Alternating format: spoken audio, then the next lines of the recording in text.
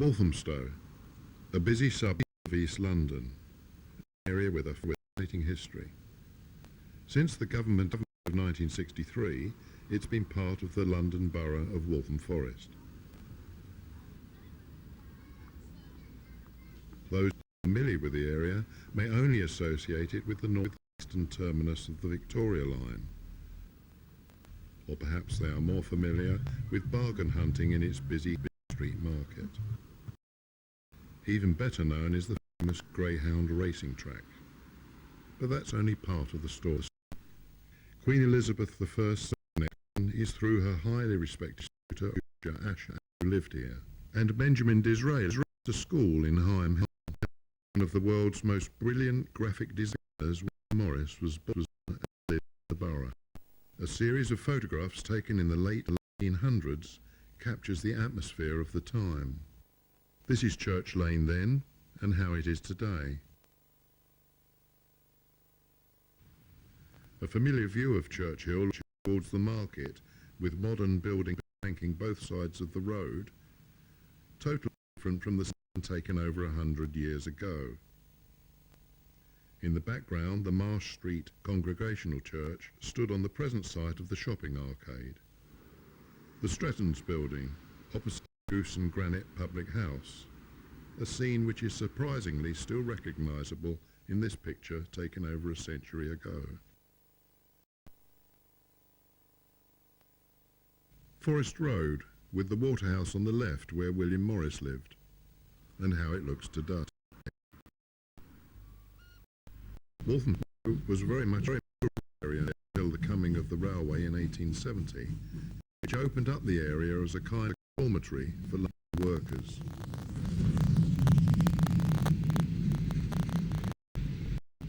A journey of less than 30 minutes made it possible to live in the suburbs and work in the city. The population escalated from 4,500 in 1850 to almost 133,000 in the 1930s. To accommodate this increasing population, a prominent family, the Warners, built huge estates of houses and flats, which were made available for rental at very reasonable rates. Video cameras are a common in this modern world, which means that future generations will be able to view an abundance of moving images from their past. 50 years ago, home movies were rare. Fortunately, members of the Walthamstow Amateur Cine Video Club have recorded many of those forgotten images. From our extensive archives, we are able to present a compilation of visual memories capturing 50 years of local history.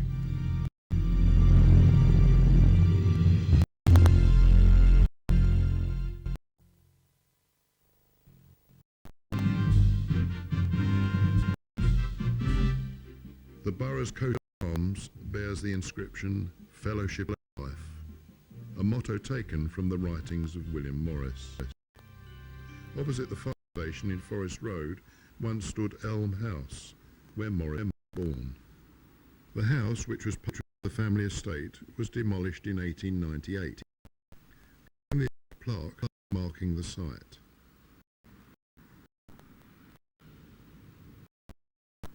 Further along Forest Road stands the warehouse, where both the publisher Edward Lloyd and William Morris once lived. Displayed in the gallery are many original documents and revolutionary designs created by Morris. Recognising the poor quality of contemporary furnishings and fittings, he helped found the firm of Morris, Marshall, Faulkner and Company, which produced furniture, fabrics, wallpapers and even stained glass.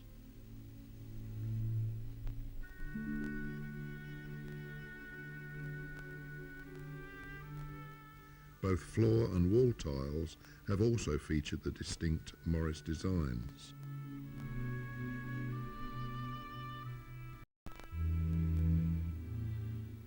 In 1861, Morris began writing The Earthly Paradise.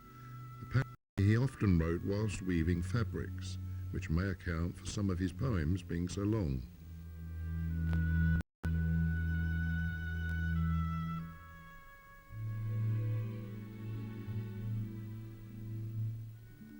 His wallpaper designs live on.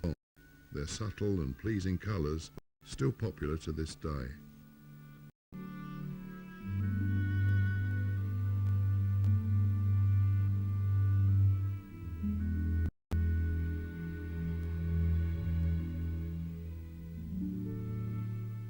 Morris considered art to be the expression of man's joy in his labour. This principle inspired generations of disciples, and Walthamstow is proud of a close connection with his life's work.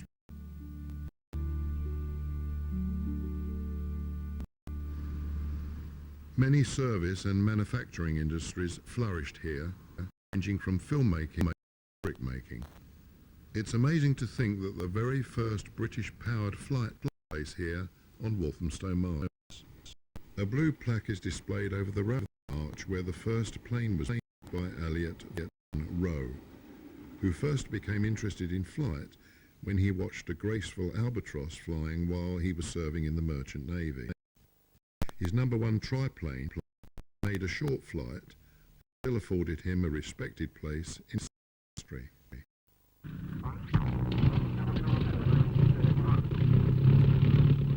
The Tutor, just one of the many vehicles built by the Avro company.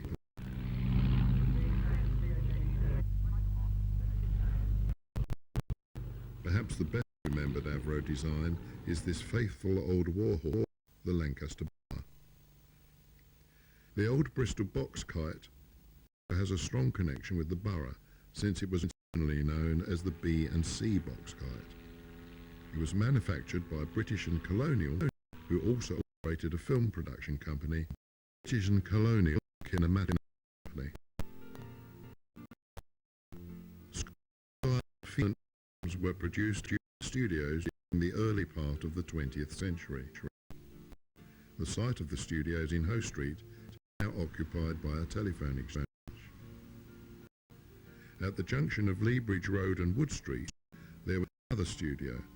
Later, it became the home of a clothing company. Silent feature films were once made here, Precision Films and the Hepworth Company. The original glass roof was still in place when this was filmed some 15 years ago.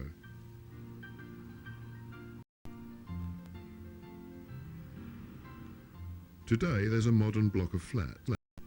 One wonders whether the present occupants have any idea of the fascinating history connected with the site.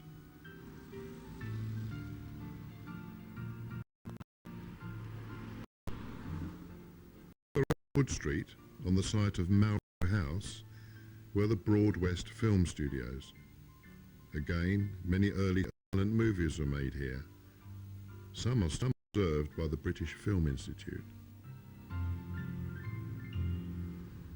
In Fulbourn Road is the Goss Industries building, which was once the home of the Ensign Camera Company. It was a huge site. The building originally had only 2 stories. A number of cameras were produced here, including the famous Ensign Full View, well known for its large square viewfinder. In its day, Ensign was the biggest camera manufacturer in Britain.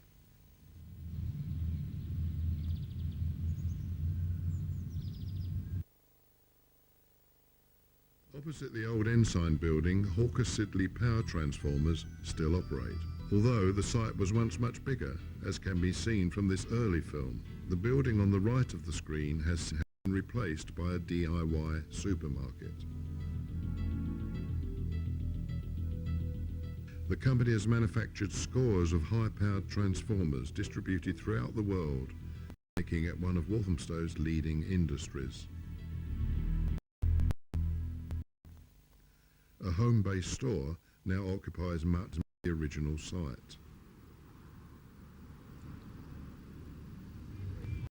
The street, being 1 mile long, is the longest permanent street market in Europe and still offers a host of different bargains.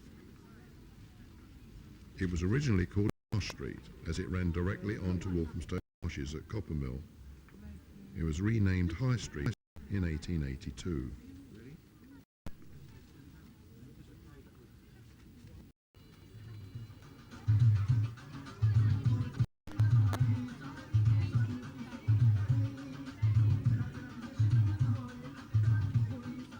Seeking out a bargain can be very rewarding, although prices are just a little different from half a century ago.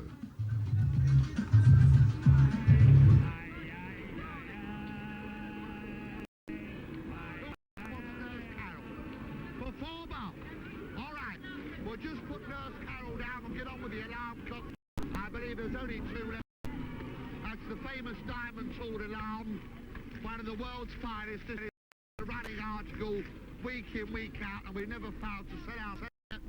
They retail in the normal way for 28 It has a second sweep hand, luminous hands as well, and they're very simple to set. There's the bell.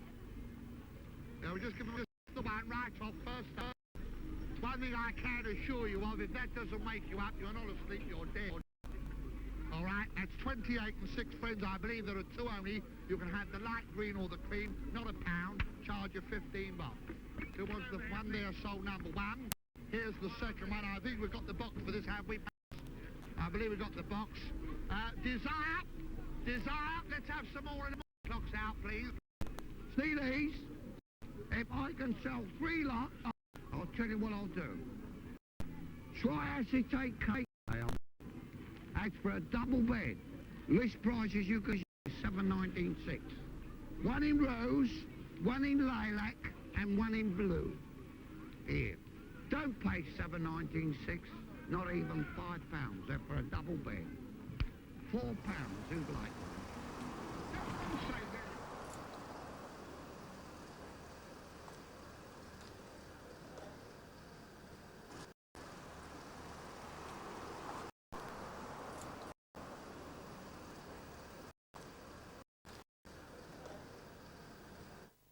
Unfortunately, a few prominent landmarks have disappeared. The famous Palace Music Hall has long since gone. It opened in 1903 with a show by the famous Fred Karno, later followed by legendary appearances from artists such as Maury Lloyd and Harry Champion. The building was demolished in 1960 and replaced by modern shops, with only this recognition of its fascinating past. Just opposite was the Carlton Cinema. Opened in 1913, it was over 1400 and was just one of the many cinemas in the area. There was the Royal at 203 High Street and the Prince's Pavilion in Buxton Road, which was replaced in 1930 by the Dominion. It became a bingo hall in 1961 and is now a mere shadow of its former glory. It's sad to see heavy entertainment fall into decline, taking along with them many treasured memories.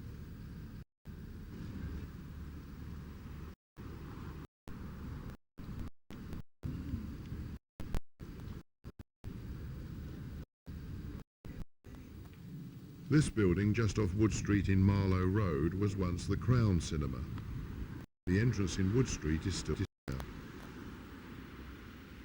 Then there was the famous 3,000-seater Granada in Hoe Street. Opened in 1930, it was converted into 3 screens in 1973.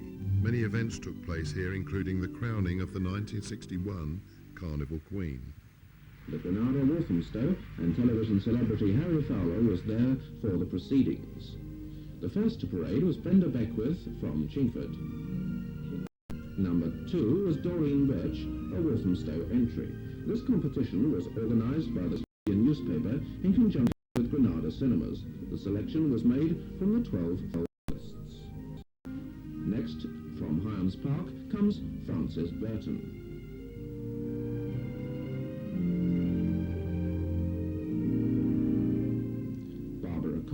From Woodford Green, and Valerie Dyer from Walthamstow.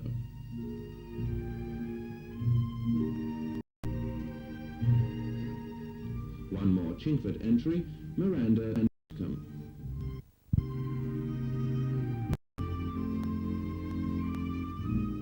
And from Leighton, of course, 80-year-old Linda Hughes. 2 more Walthamstow now. Patricia Thomas is first, and Diana Ward is second.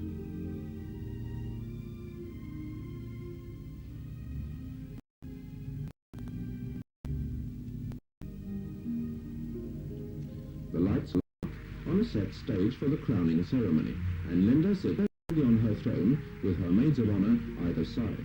Chief maid of honour is 17-year-old Patricia Thomas. The other is Valerie Dyer, a clerk from Walthamstow.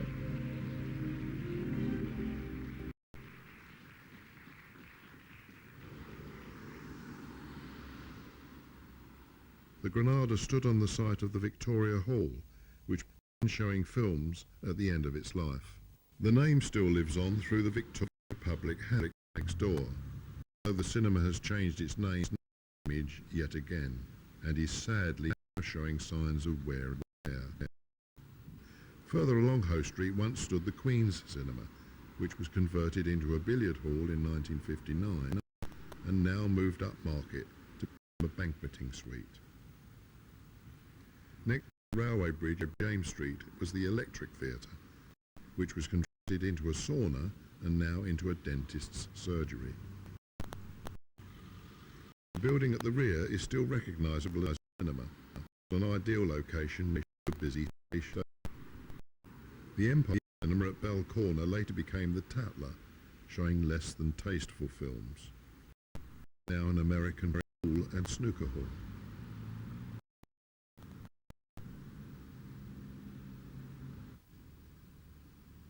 Back in 1998, it was refreshing in these days of constant change to find that the Nancy's Eel Pie Shop is still there, providing a substantial meal in a pleasant old world atmosphere.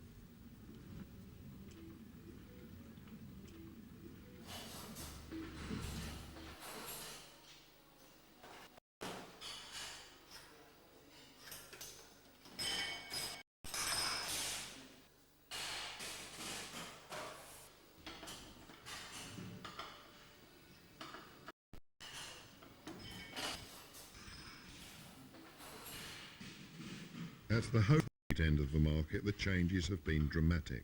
The Burton's clothing shop on the corner was ready for demolition in this shop nearly 50 years ago. The development of the site facing the market started in the early 1950s.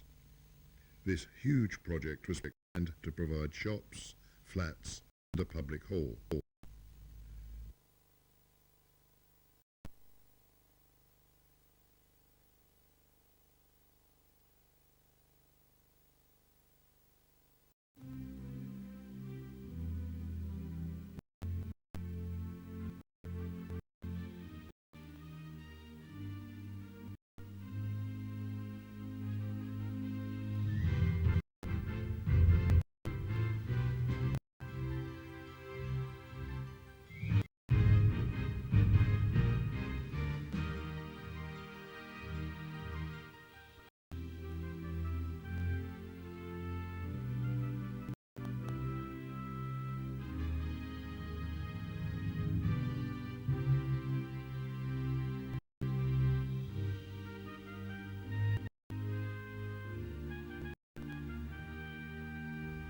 The public hall was named after Ross Wilde, a prominent local figure.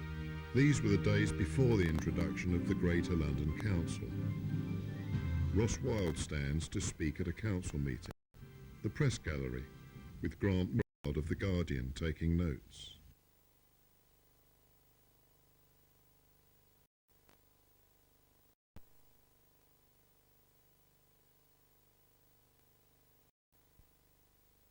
Lady Mackenzie was also an important figure in the borough. Matters concerning the council included the rehousing of residents living in these well-remote structures, the prefabs. These stood at the rear of Lloyd Park.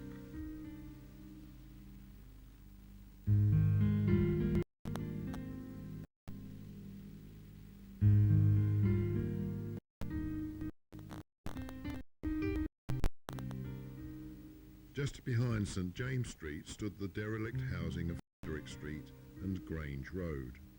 This area was much overdue for demolition and redevelopment.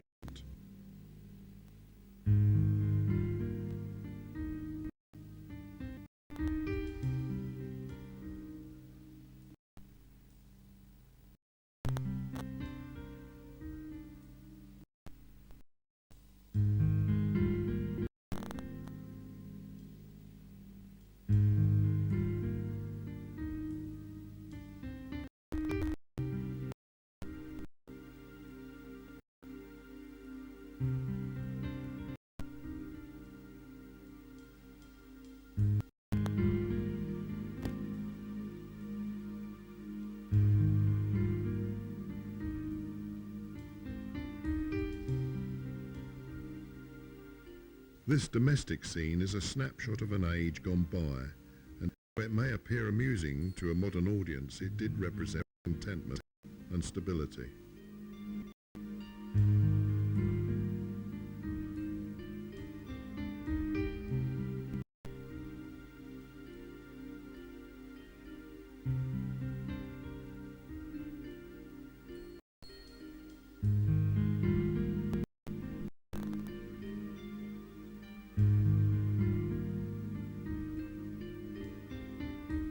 In stark contrast to the previously outdated accommodation stands the new development on Grange Road. And this is the Prospect Hill estate.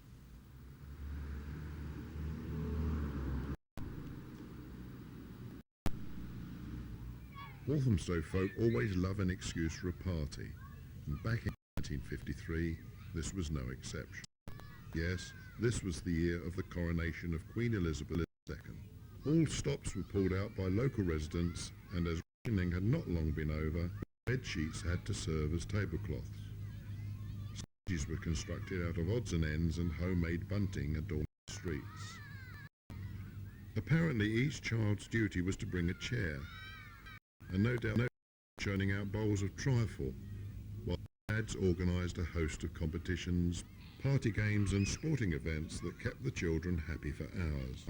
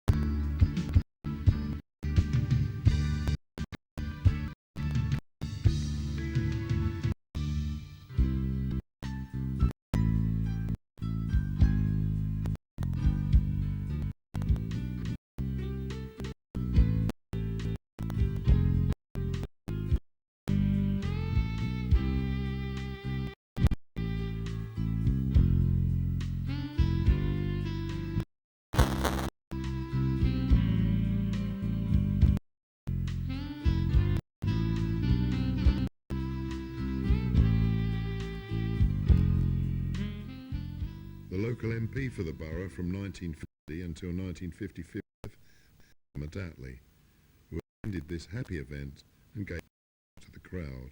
He was Prime Minister following the end of the war until 1951. So it's surprising that such a high-profile IP should be driven away from the event of his wife, with no police outriders or heavy security. Times have really changed.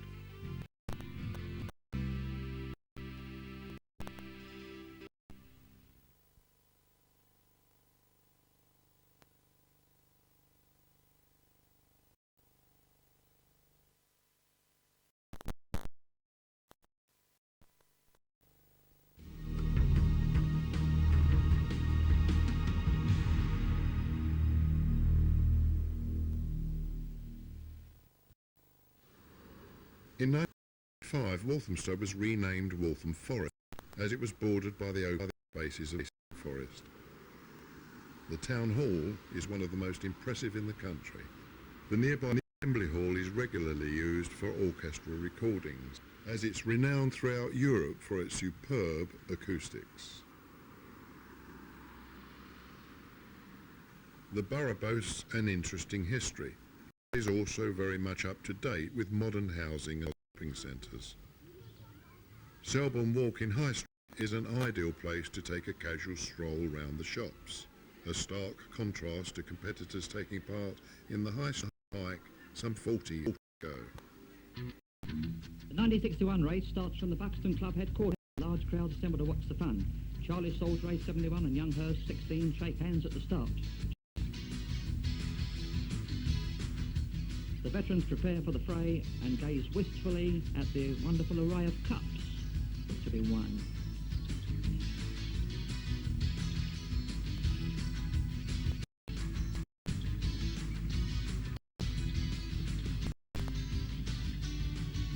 Alderman Redhead MP, Mayor of Walthamstow, calls the competitors to the line, and they're off for 9 arduous miles.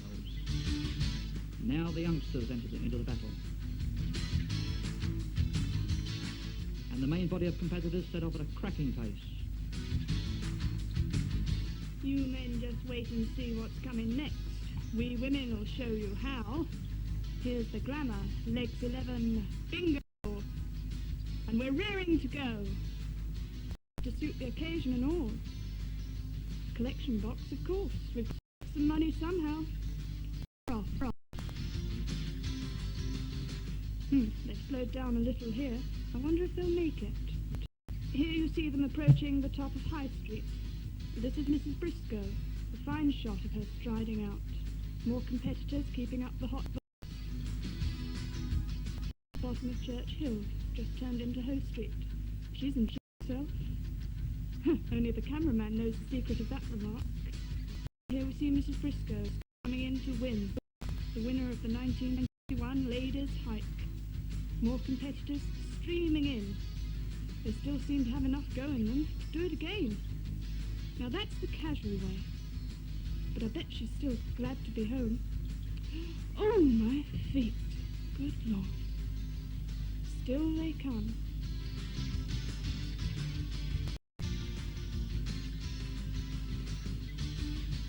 This is Mrs. Martin.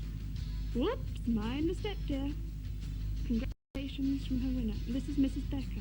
And all the girls entered wholeheartedly into this event and set the happy atmosphere that made it the success that it was. Definitely a success for Mrs. Briscoe, and here we see her drinking the cup of success with her mother. So bringing the 1961 Ladies' Hike to a close. Not to be outdone, Charlie plods on. Terrific form, this chap. And these two youths seem to be having a private battle.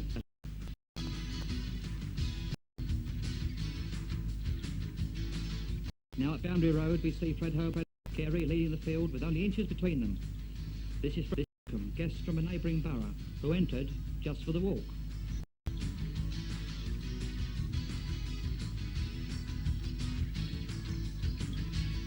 The pace is really hot now and tension mounts as the walkers near the finish.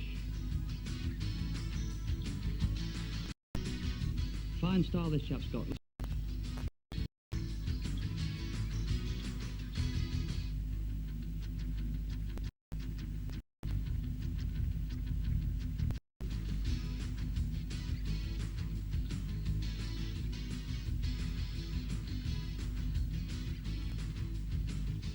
Fred Herbert crosses the line to gain the Premier Award. Second is Pat Perry. And both agree that was great, but really tough going.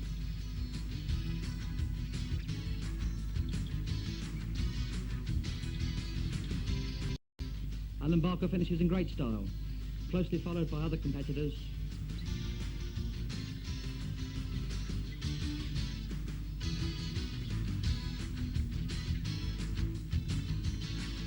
Pat Carey thanks the organiser, while Fred has a welcome drink.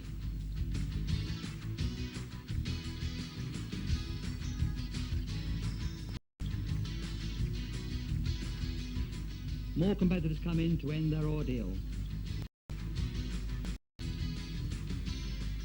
This chap looks happy enough, though.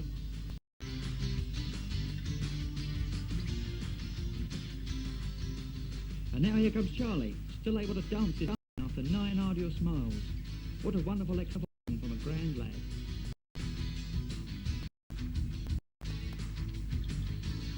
A civic welcome for him.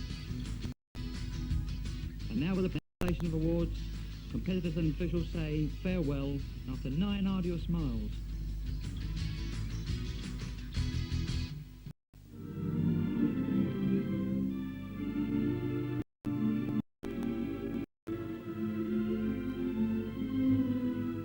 Now, in contrast, a more peaceful spot, Walthamstow's Chrysanthemum Society's late flowering show in 1961. This one, held at the George Monod School, was officially opened by Lady L. Warner. Also present was Sir Henry Warner, Alderman and Mrs. Baldwin, the late Lady Mackenty, and other well-known local officials.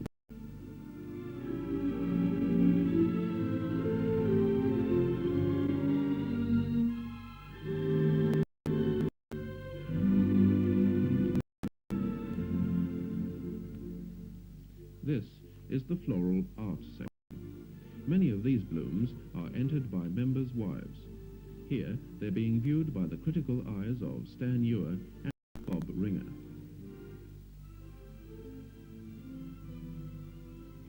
Judge K. O. Collins views an attractive arrangement.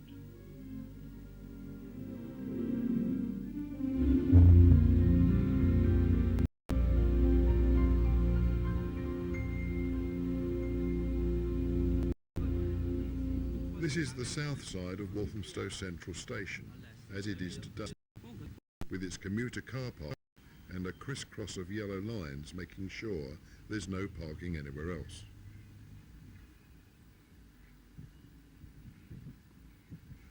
Different from the scene half a century ago, when a car was to be found and parking meters weren't even invented. These were the days when this was simply Hoe Street Station, with steam trains puffing their way to and from town.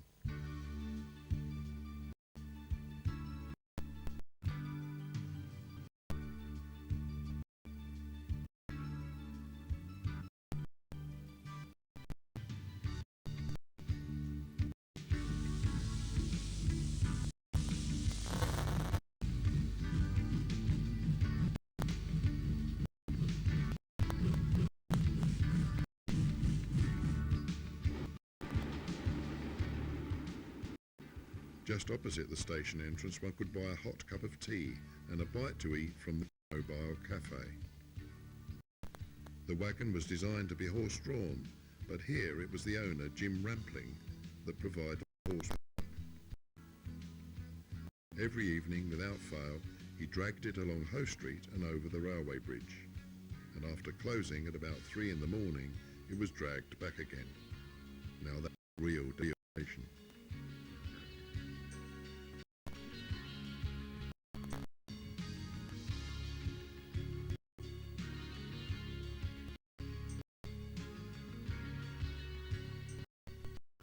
This occasion was the final farewell to Jim on his retirement in the late 1950s, after providing a friendly service for so many years.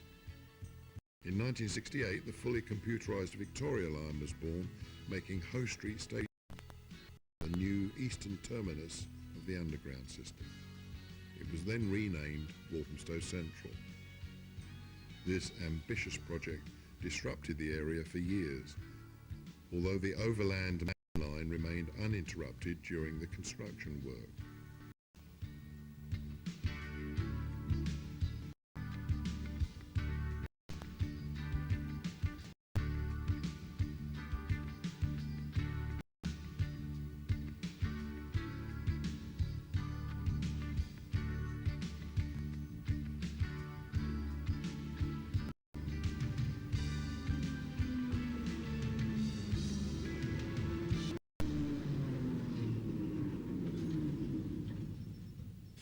After opening, the line serviced 6 stations, only running as far as Highbury and Islington.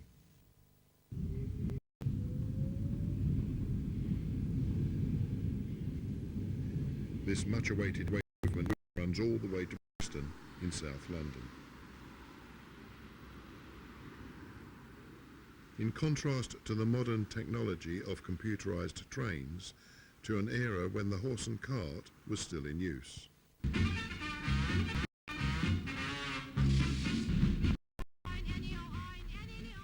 This memorable scene in Chingford Road was well before the days of driving a car to the local dump.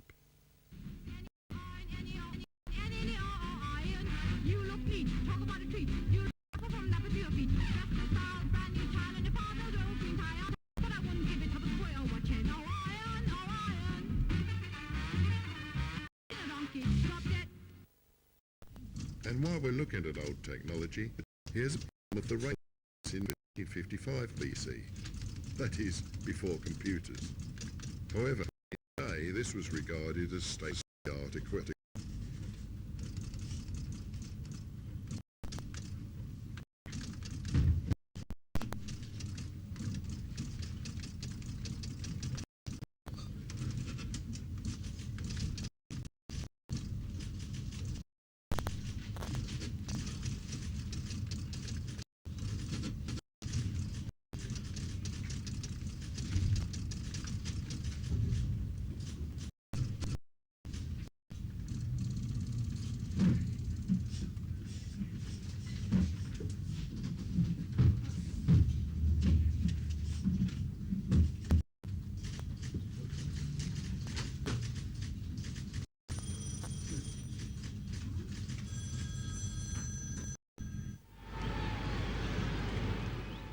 Football fans will remember the days of games at the Walthamstow Avenue ground in Pond Road.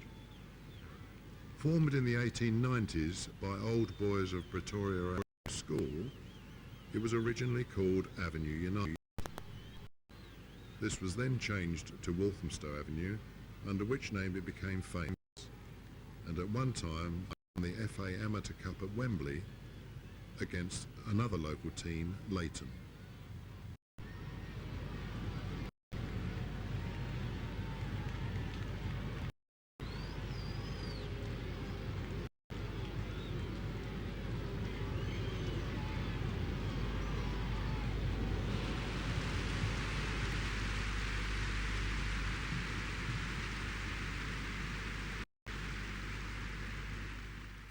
These flats have replaced the sports venue, a bad day for local football.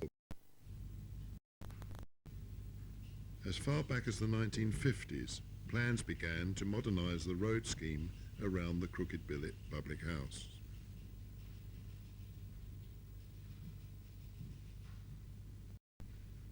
Many will remember the pub on the roundabout.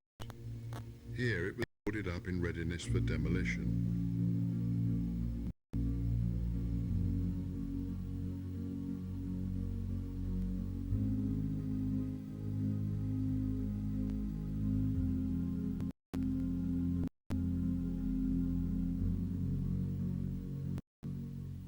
The old Crooked Billet stood here in front of the church, although now the whole area is recognisable. First, work had to start on supporting and building bridges for the railway that couldn't be diverted.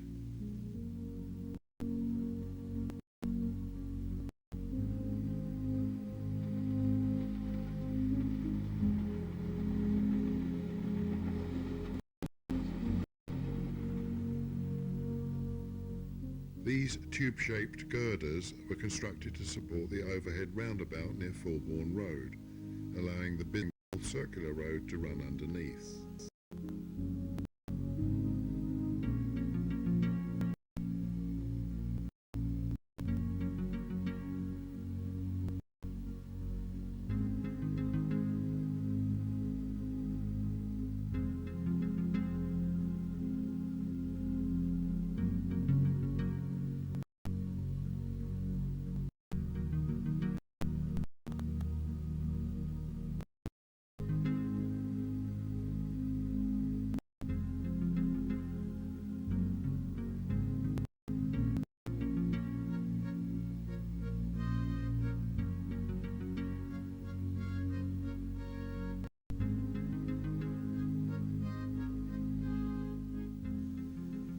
This massive project began in 1990, causing major traffic hold-ups, but it was all worthwhile since it has revolutionised traffic flow in the area.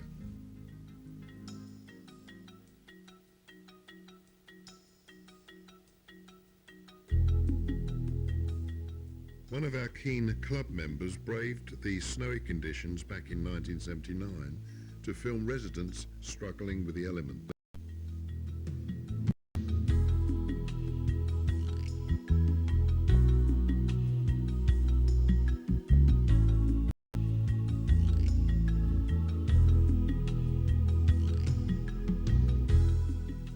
The bad weather did cause much disruption, but it also turned Walthamstow into an attractive picture postcard scene.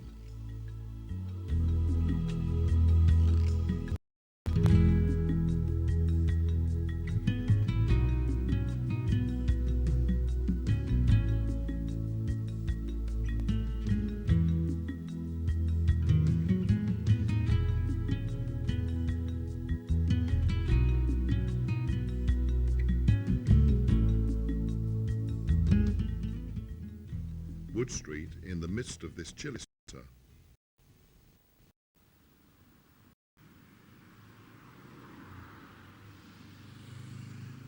For decades, the Swan Public House has been the starting point for the famous Wood Street Walk. The runners are off on their way round this demanding route back in 1955. This was the first walk following its revival since the 1920s, when it was organised by the owner of the Terminus Cafe, Mr. John Inserti.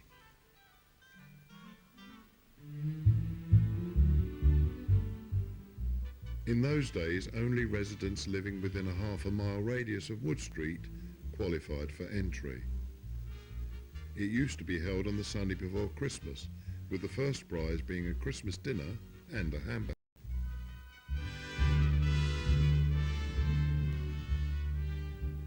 Huge crowds lined the route for this historic event on a pleasantly mild Whit Sunday. Now entries qualify from any part of the borough.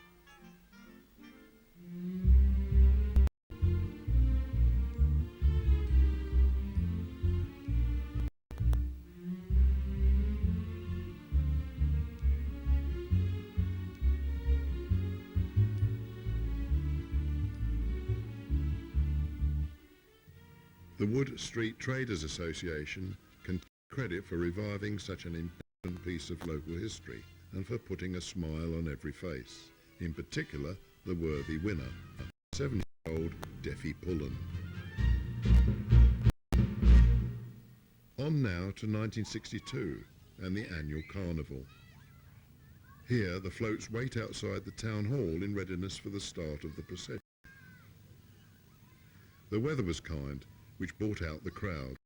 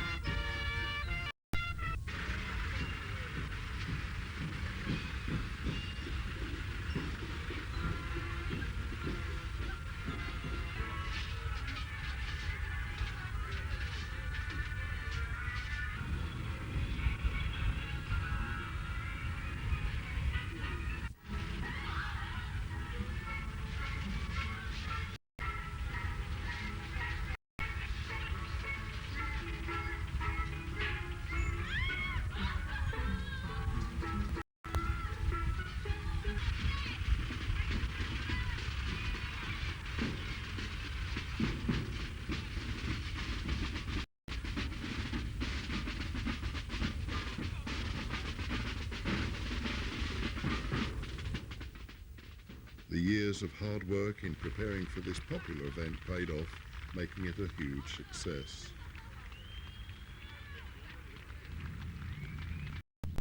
In contrast to the noisy activity of the carnival, to the tranquil setting of the village. This could be a scene from a remote country hamlet, centred around St Mary's Church and alongside quaint tradesmen's cottages. Nearby is the local history museum at Vestry House. The original building was used as a workhouse in 1729. It later had many different uses. Part of the building became a local police station in the mid-1800s, later becoming an armoury and a building yard. It opened as the borough's museum in 1931 to help preserve local heritage. Scores of items of interest are displayed for all to see in this fascinating building.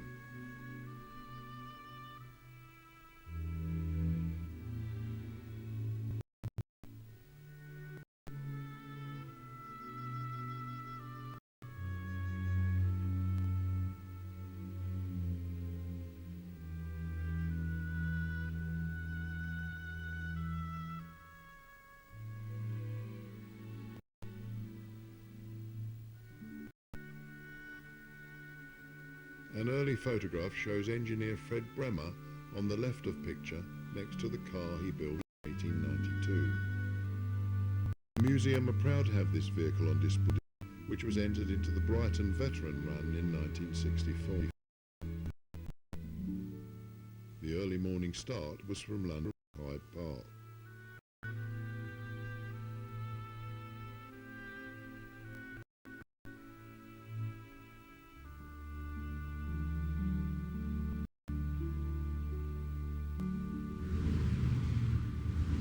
Fred's car is almost certainly the first vehicle using an internal combustion engine to be built in Britain, and was driven in this world-famous event by John Trott at a leisurely speed of 12 miles per hour.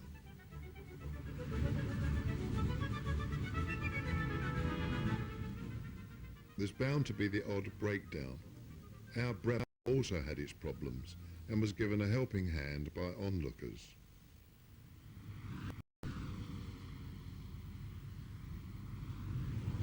Unfortunately, a broken crankshaft prevented it from finishing the race.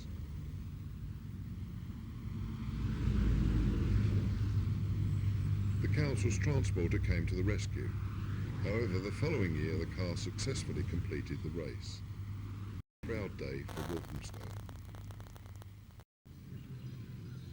Another popular local event is the annual village festival. This one in 1991 was the fourth to be arranged. The first festival took place in 1988 and was the brainchild of local mayor Millard. His aim is to promote involvement in village life.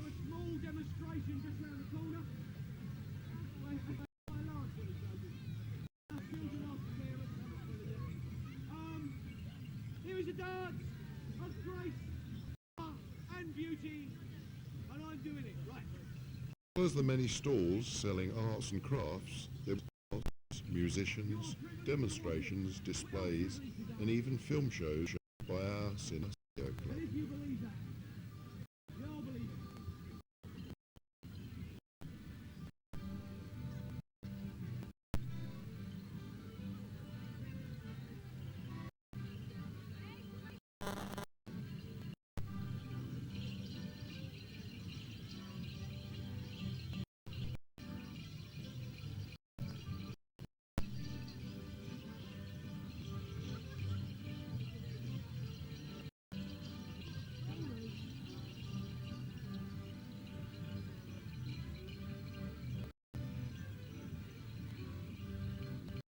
Through the lenses of our film and cameras, we've been able to turn back pages of local history.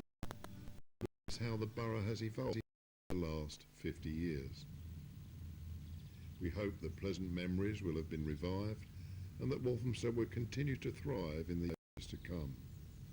Before we end, let's join an excited crowd back in 1984 celebrating the arrival of Prince Charles and Lady Diana, visiting the Exhibition Centre.